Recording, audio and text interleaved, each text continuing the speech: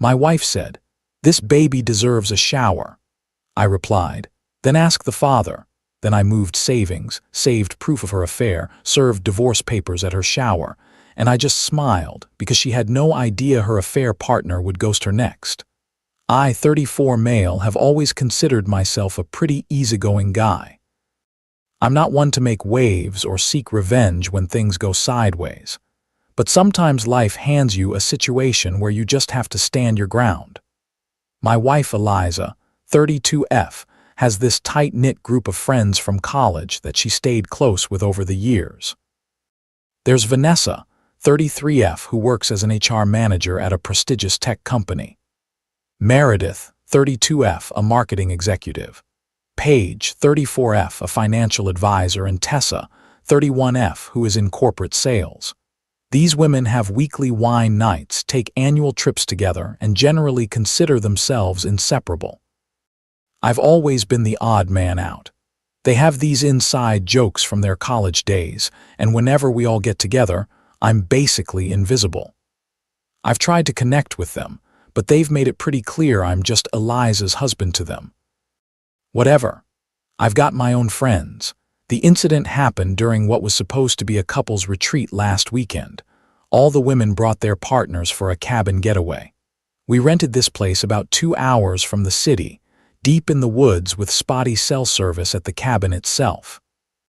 Though there was decent reception at the main road about a mile away, I wasn't thrilled about spending the weekend with people who barely acknowledge my existence.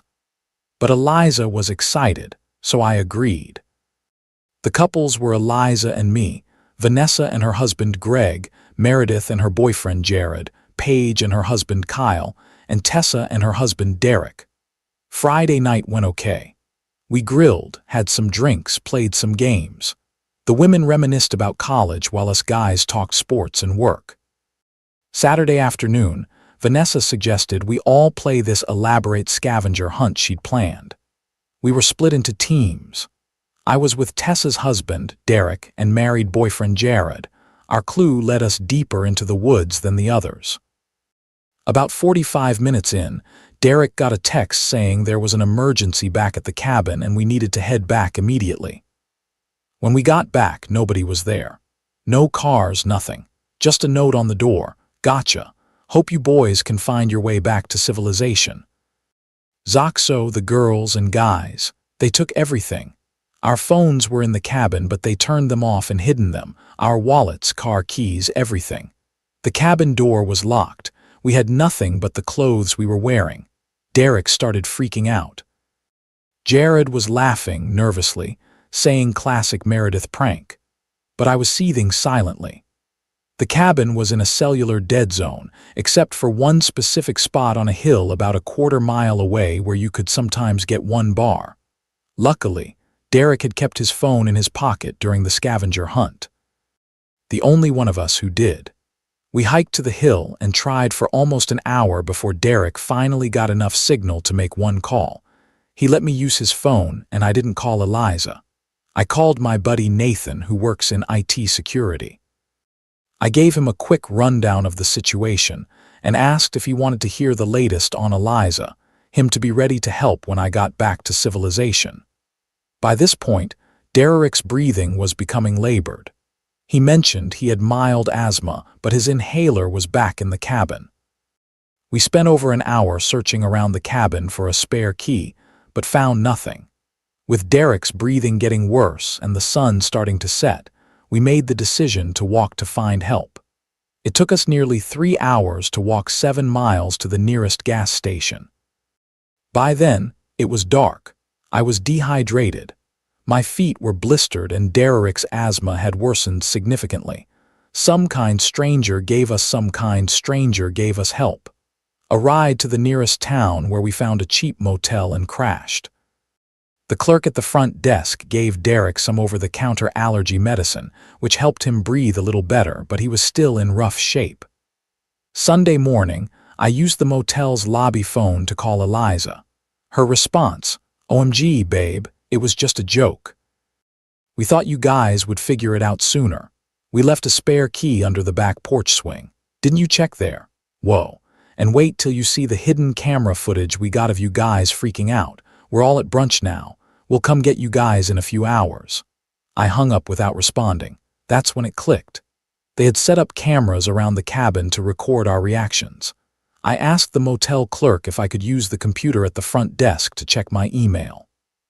He agreed, and I saw that everyone in the group had already started posting clips from the hidden cameras on their social media accounts. They had driven back to the main road where they had cell service to upload everything last night while we were walking for help. I called Nathan again from the motel lobby phone and we formed a plan. I decided to wait until Monday to make any more moves. I needed to see what else they would post and how they would act when they picked us up. By Monday morning, things started happening. I'll post updates as this unfolds, but let's just say that recording your hilarious prank on hidden cameras, posting it all over social media, and sending the video to your work colleagues isn't the smartest move when one of your victims decides enough is enough. Update 1, Monday evening. First, thanks for all the support in the comments. Wasn't expecting this to blow up like it did. Let me fill in some details about Sunday and this morning. After I hung up on Eliza, she kept calling the motel. I didn't pick up. Derek was still in rough shape from his asthma flare-up. He was considering going to urgent care if his breathing didn't improve by morning. Jared kept saying we should just laugh it off, but I noticed even he was pissed when I showed him they'd shared videos of us looking confused and desperate on their social media. Some of Merida's co-workers had already commented things like, "Lol savage," and "These guys can't take a joke." Eliza and Vanessa finally showed up around 3:00 p.m. They were smirking until they saw our faces and Derek's condition. Derek immediately confronted Tessa on the phone about his asthma flare-up. Jared just silently got in the car. The ride back was tense, to say the least. When we got home, Eliza tried to play it off. "Babe, it was just a harmless prank. We didn't think you'd have to walk that far. The spare key was under the swing the whole time." I just looked at her and said, "Do you realize Derek could have had a serious medical emergency out there? Do you think stranding someone with no money, no phone, no medication, and no transportation is funny?" She got defensive. "God, you're being so dramatic." The guys thought it was funny too. "Which guys?" I asked. Well, Kyle thought it was hilarious. He was the one who suggested hiding the phones and setting up the cameras. Kyle is Paige's husband, an investment banker who's always been the alpha male of the group. "So you're saying the prank was Kyle's idea?" I asked, keeping my voice neutral. "Well, yeah, but we all thought it was funny. Greg helped set up all the cameras. Vanessa posted the video to her work chat, and even her boss said it was epic. That's when I knew I had more than enough." I went silent, told her I needed space, and slept in the guest room. She kept texting memes about learning to take a joke that her friends were sending her. This morning, I put my plan into motion. On Sunday night, I had already emailed Nathan screenshots of their social media posts and the videos they had shared. He helped me document everything and organize it clearly. Early Monday, I sent emails to the HR department at Vanessa's company, the regional manager at the financial firm where Paige works, the director of marketing at Meredith's company, the VP of sales at the company where Tessa works. When we got back to civilization Sunday night, I spent hours documenting everything. I didn't need any special hacking or tech skills. The videos were right there on their public Instagram stories and Facebook posts. They had literally tagged their workplaces and colleagues in the posts showing us stranded.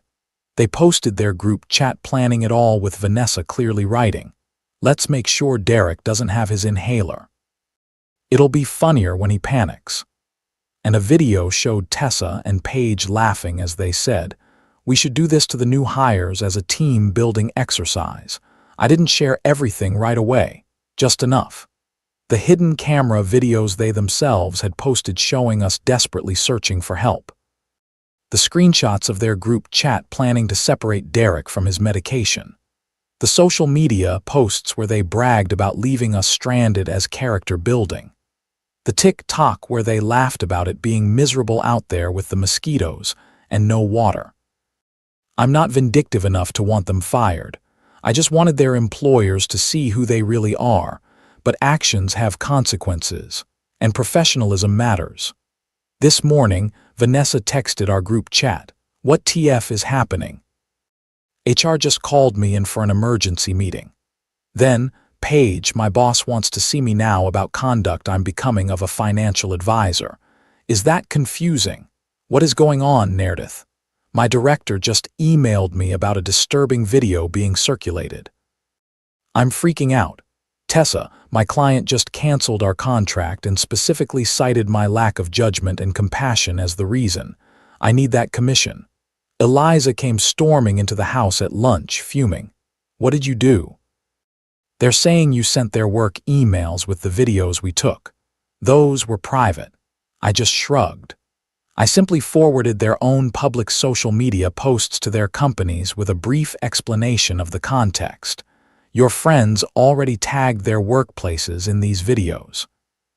I just made sure their bosses actually saw what was being associated with their companies. She's been blowing up my phone all afternoon. Apparently, Vanessa has been suspended pending investigation. Paige has been removed from her client accounts. Merida's team is being reassigned, and Tessa lost her biggest client. Kyle called me a vindictive and said it was just a joke, bro. Derek, interestingly, sent me a private text. I should have stood up for myself. Thanks for doing what I couldn't. I'll update again when I know more. Right now, I'm staying at my brother's place until Eliza stops throwing my clothes into the yard. Update 2, Wednesday. It's been a wild 48 hours. I'll try to keep this update focused on the important developments. First, to answer the most common question, yes, Eliza and I are still married technically, but things aren't looking good. She spent all of Monday night and Tuesday alternating between calling me a monster who ruined her friends' lives over a stupid argument ended with her being hospitalized. Joke and begging me to fix this by calling everyone and saying it was all a misunderstanding. I refused. This wasn't a misunderstanding. It was a deliberate act that they recorded, shared, and bragged about. The professional fallout has been significant. Vanessa was fired yesterday. Turns out she had already been on thin ice for creating a hostile work environment, and this was the final straw. She's been blowing up my phone, calling me every name in the book. Paige has been demoted and put on probation. Her clients have been reassigned, which means her bonus this year will be basically zero. Meredith's company is more image conscious than the others. They've required her to take compassion training, and she's been removed from client F-facing roles for at least 6 months. Tessa lost 3 more clients after the first one talked commission-based sales are her whole income, so she's panicking about making her mortgage payment. Kyle is still on his high horse, sending me threatening texts about how I've made an enemy for life. Whatever, dude. You're not exactly the criminal mastermind here. The most surprising development came from Derek. He called me yesterday and asked if we could meet for coffee. He told me that after his asthma attack and seeing how dismissive everyone was about it, he's finally decided to divorce Tessa. Apparently, this prank was just the latest and a pattern of her humiliating him for entertainment. He thanked me for inadvertently giving him the wake-up call he needed. Jared broke up with Meredith yesterday via text. She showed up at our house where I was picking up more clothes, screaming that I had poisoned him against her. As for Eliza, she finally stopped defending her friends last night. She called me crying, saying that Vanessa had just told her that I was always the problem, and that Eliza should have found someone who could take a joke. Apparently, now that Vanessa is unemployed, even Eliza is too much of a liability for her. Eliza asked if we could talk tonight. I agreed, but I'm not optimistic. She participated in stranding me in the woods, laughed about it, shared videos of it, and then defended everyone's actions until they turned on her. That's not exactly the foundation of a healthy marriage. I'm not celebrating anyone losing their jobs or relationships. That wasn't my goal. I just wanted them to experience consequences for once in their lives. These are adults in their 30s who thought abandoning people in the woods without medication or transportation was hilarious. That's not a harmless prank. It's dangerous and cruel. I'll update after I talk with Eliza tonight. Final update, 1 week later. It's been a week since everything went down, and I think this will be my final update on the situation.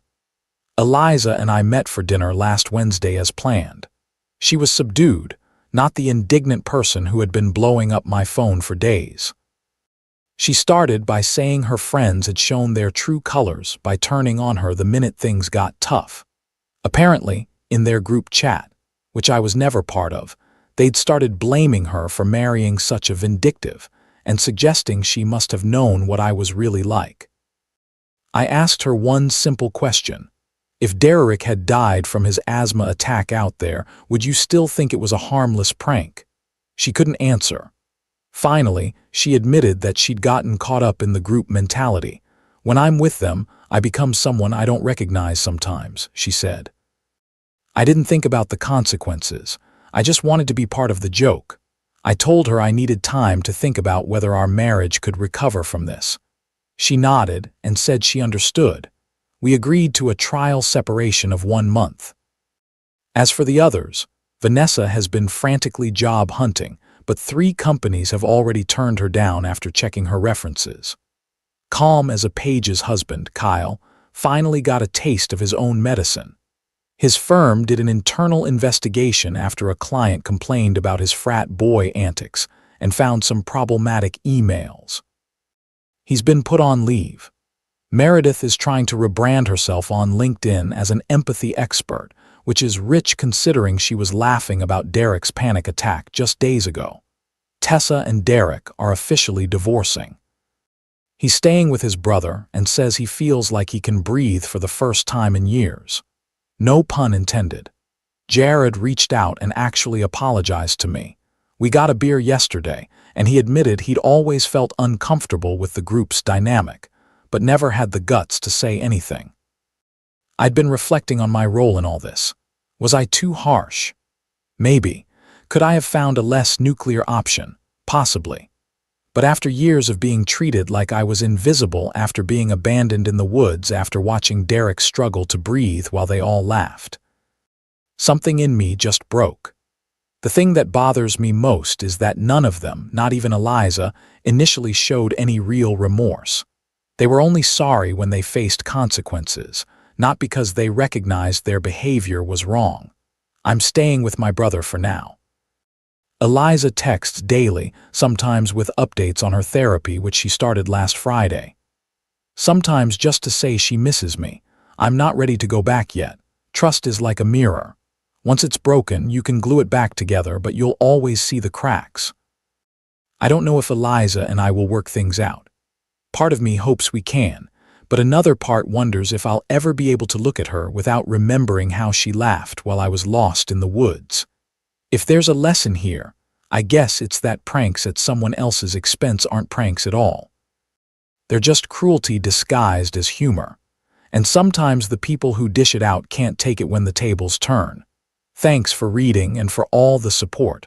I hope I never have to post an update like this again.